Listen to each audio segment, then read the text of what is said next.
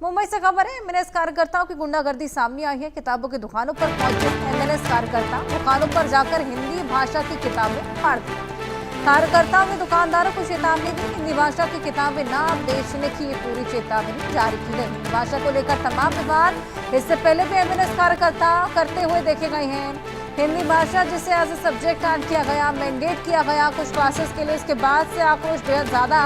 MNS कार्यकर्ताओं का इससे पहले भी हमने देखा कई बार हुड़दंग मचाते हुए, कभी बैंक के कर्मचारी को पीटते हुए तमाम वीडियोज इनके सामने आ चुकी हैं। अब एक बार फिर देखिए, ये शॉप पर जाते हैं, शॉपकीपर को चेतावनी देते हैं, हिंदी भाषा की किताबें फाड़ देते हैं।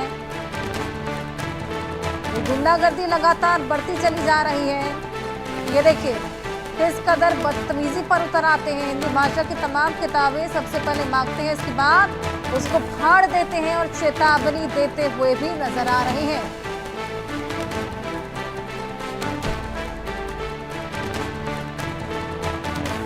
हिंदी हमारी राष्ट्रभाषा है और इस पर कोई विवाद नहीं होना चाहिए।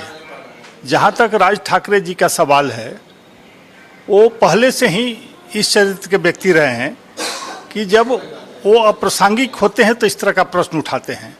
वो चर्चा में बने रहने के लिए इस तरह की बातें कर रहे हैं और कहीं कोई समर्थन नहीं है।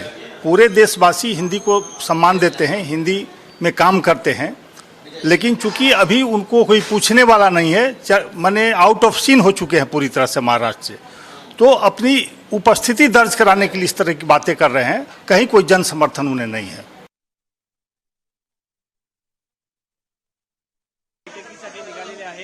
राज ठाकरे त्यांच्यासोबत बैठकीसाठी निघालेले आहेत। राज ठाकरे त्यांच्यासोबत बैठकीसाठी निघालेले आहेत। राज ठाकरे त्यांच्यासोबत कार्यकर्ताओं ने दुकानदार को आप देखिए किस तरीके से यहाँ पर चेतावनी दी है।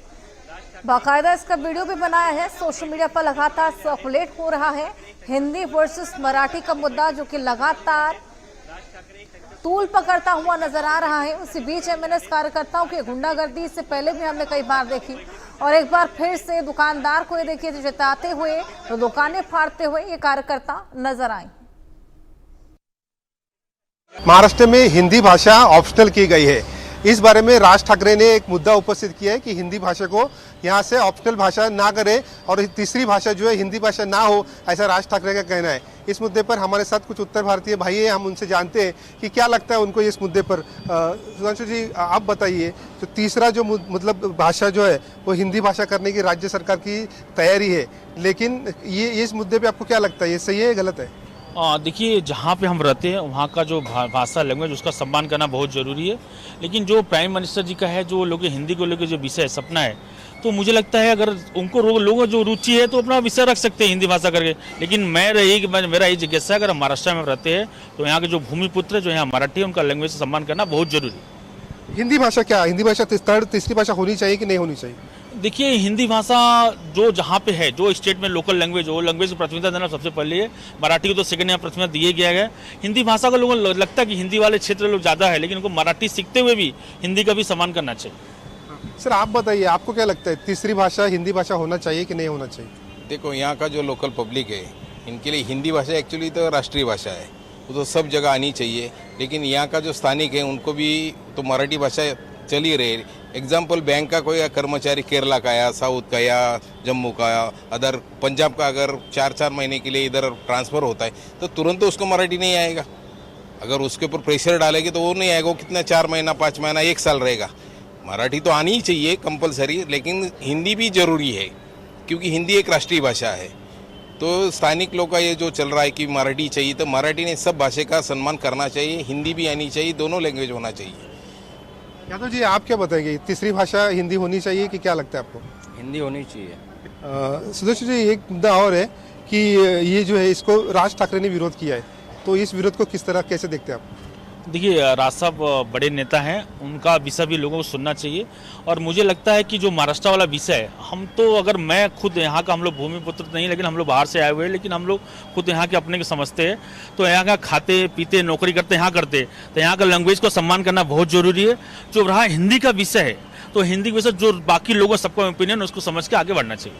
आपको क्या लगता है, राज ठाकरे ने जो विरोध किया, उन्होंने कहा कि तीसरी भाषा नहीं होनी चाहिए, हिंदी नहीं होनी चाहिए। नहीं, हिंदी होनी ही चाहिए। ऐसा क्यों? हिंदी एक्चुअली राष्ट्रीय भाषा डिक्लेयर है। सब जगह मराठी नहीं चलेगी। इधर स्थानिक है, महाराष्ट्र में मराठी का सम्मान होना चाहिए, लेकिन कोई लोग को नहीं आता है। हिंदी सबको आता है, 90% सबको हिंदी आती है।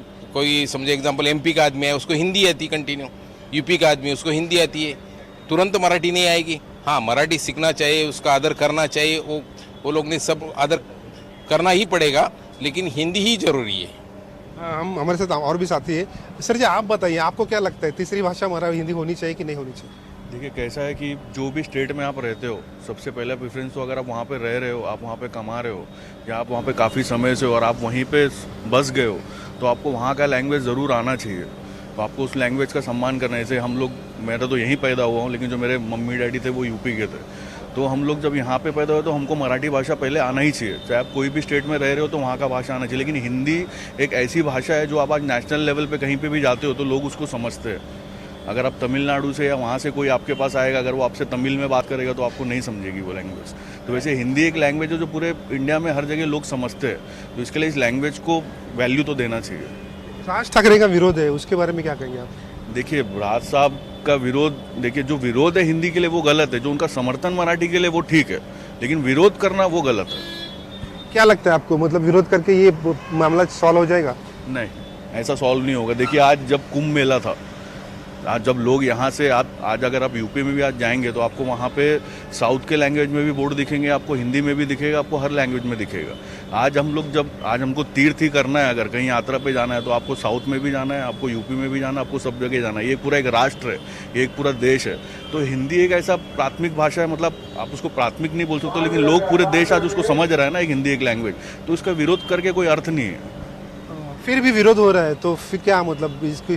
देखिए, जिसको विरोध करना है वो विरोध करेंगे, बाकी जनता है उनको पता है कि उनको क्या करना है। राज्य सरकार ने तो तीसरी भाषा के लिए तैयारी भी की है। तीसरी भाषा है तो ठीक है, अगर प्राथमिक तीसरी भाषा है ना, प्राथमिक तो नहीं है ना, फर्स्ट और सेकेंडरी तो नहीं है ना, तीसरी है ना, तो ठीक है, तीसरी तो होना चाहिए। और ये तो तीसरा तो हर स्टेट में होना चाहिए। ये सिर्फ महाराष्ट्र में नहीं, हर स्टेट में तीसरी भाषा हिंदी होना चाहिए। सर, ये राज ठाकरे ने जो आंदोलन की भाषा की है, देखिए, राज साहब का खुद के व्यक्तिगत विचार है और यहाँ पे वो हमेशा भूमिपुत्र के लड़ते रहते हैं। अगर मैं यहाँ पे रहता हूँ तो वो विचारधारा मानना जरूरी है, क्योंकि मदर लैंग्वेज का हमेशा रिस्पेक्ट करना जरूरी है। बाकी रहा विषय का हिंदी बहुत सारा जो सिस्टम उसको भी फॉलो करते करते समय लगने वाला है। हिंदी इतना जल्दी तो खत्म नहीं कर सकते हमारा साथ। तो मुझे लगता है उसको जो राज्य सरकार निर्णय लेगी उसको जनता हम लोग साथ में। आप राज ठाकरे के सपोर्ट में? मैं नहीं, राज साहब का सपोर्ट नहीं। राज साहब को हर मराठी आदमी यहाँ मराठी लैंग्वेज के लोग सपोर्ट में है। तो राज साहब यहाँ भूमिपुत्र के लिए उठा रहे हैं, उसका विषय रखने कोई गलत बात नहीं है। Thank you. Sudhakar Kashyap, India news, Mumbai.